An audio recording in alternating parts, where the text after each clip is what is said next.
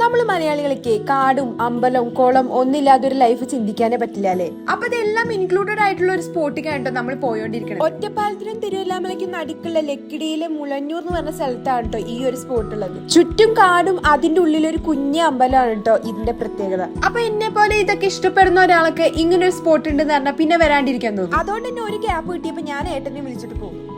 ഇതൊക്കെ ഇവിടുത്തെ ഓരോ വഴിപാട് കേട്ടോ, കൂടുതൽ ഐതിഹ്യമൊന്നും എനിക്ക് അറിഞ്ഞൂടാ. നമുക്ക് പിന്നെ ഫുൾ എക്സ്പ്ലോർ ചെയ്താൽ മതിയല്ലോ, അതിന്റെ ഉള്ളിലത്തെ കാര്യങ്ങളൊന്നും നമ്മൾ അന്വേഷിക്കേണ്ട ആവശ്യമില്ല. അപ്പൊ തൊഴുതിറങ്ങി പിന്നെ നമ്മുടെ മെയിൻ പരിപാടിക്ക് ഇറങ്ങണല്ലോ, ഫോട്ടോ വീഡിയോ ഇതൊക്കെ. ഈ സ്റ്റെപ്പൊക്കെ നേരെ ഇറങ്ങി ചെല്ലണത് അവിടുത്തെ അമ്പലക്കുളത്തിലേക്കാണ് കേട്ടോ.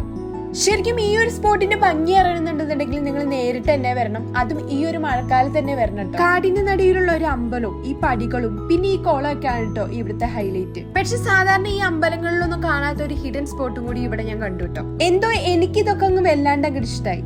അപ്പൊ ലൊക്കേഷൻ വേണ്ടവർ ഗൂഗിളിൽ മുളന്നൂർ ഭഗവതി ടെമ്പിൾ എന്ന് അടിച്ചു കൊടുത്താൽ മതി കേട്ടോ. അപ്പൊ ഓക്കെ, ബൈ.